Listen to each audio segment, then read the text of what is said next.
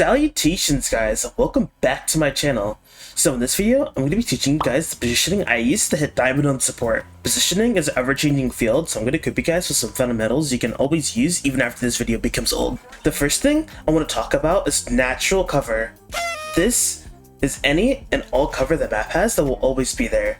This is going to be your main way of not feeding your brains out. When you're in cover, you have to make sure you can see all your teammates, or at the very least most of them. You won't be able to heal the flankers that are across the map from you, but you should always be able to heal the rest of your team easily. Being able to see the enemy is the second thing they want to be able to do, although I would say it's not as important as being able to see all your teammates at any given time. But if you can get a position that allows you to see your teammates and enemies, and is safe, definitely take it. The way you're going to use natural cover will change depending on what DPS are coming for you. So I will go over that now with some examples. For snipers, your positioning will have to be very defensive. You will need to be actively tracking where they are and actively tracking where they reposition to. They will only need a second or two of line of sight to delete you from the game. Each sniper player will be different, but generally speaking, you do not want to peek unless you're super confident you can outsnipe them with a character like Kiriko or Zen. Come peek me, I dare you! Come to me! Peek me! Even then, you have to ask yourself, is it really worth it? Let's say you're defending on King's Row.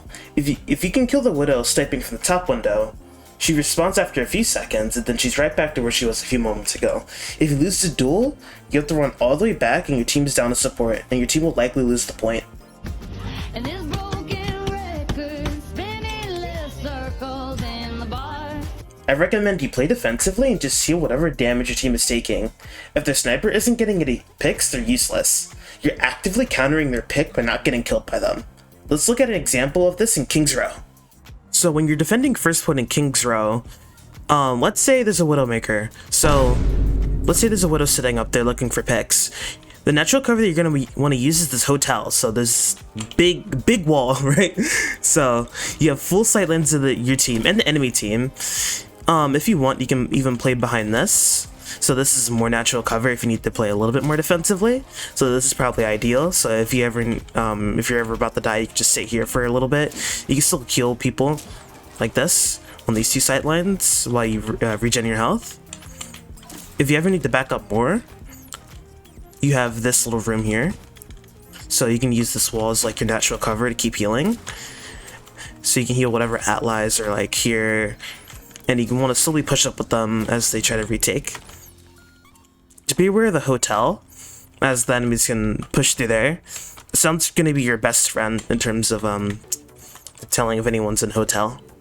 For dive characters, you once again need to be actively tracking where their dive characters are and how they're trying to get behind you. You cannot be caught off guard when they dive you.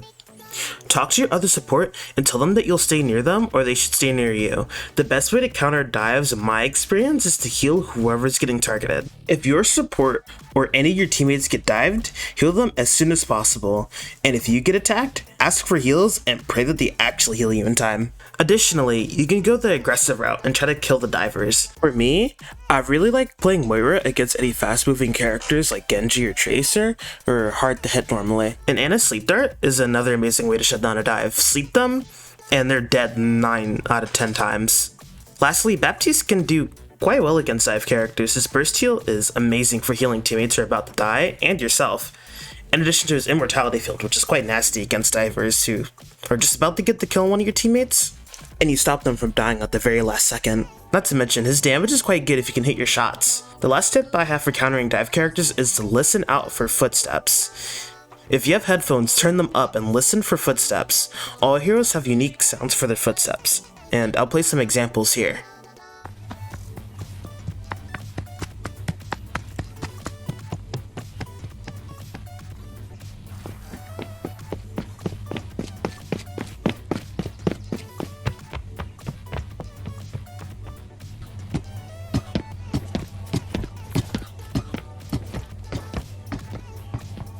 Put down in the comments who you think those footsteps belong to.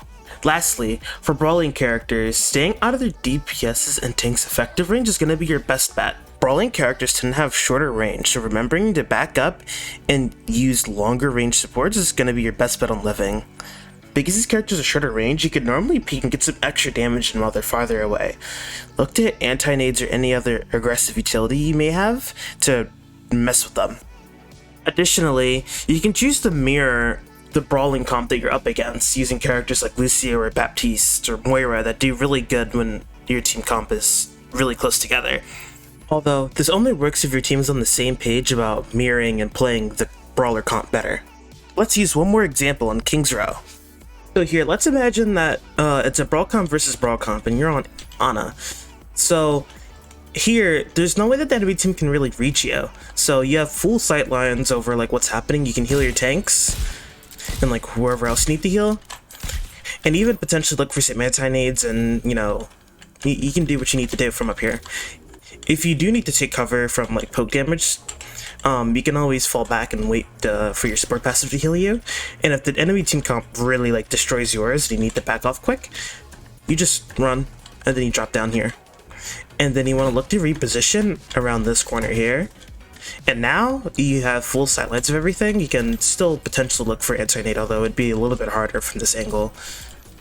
And as long as you're aware and listening out for anything, you should be 100% safe.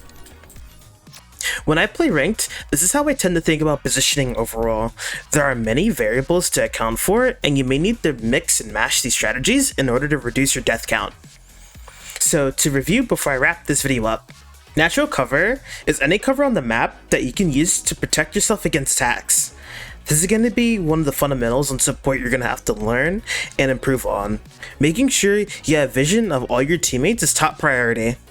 For sniper characters like Widowmaker or Hanzo, picking them is generally a bad idea except for in some very special cases.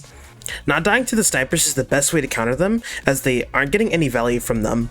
For diving characters like Tracer, Reaper, and Genji, the best way to deal with them is by working together with your other support, making sure whoever gets dived gets healed right away. Listening out for their footsteps is also very important for tracking their positions. Lastly, for more brawly characters like Rein, Cassidy, or Reaper, keeping your distance from them is the best way to live. Longer range supports like Ana or Zen can be the best pick. Having your team mirror their comp and play it better can also be a good way to deal with brawl comps. And yeah, that's the guide. Let me know if you guys enjoyed it or found it helpful. If you want some more of my content, check out my last video where I give you guys one tip to improve your support gameplay a lot. Thank you guys for watching, and good night.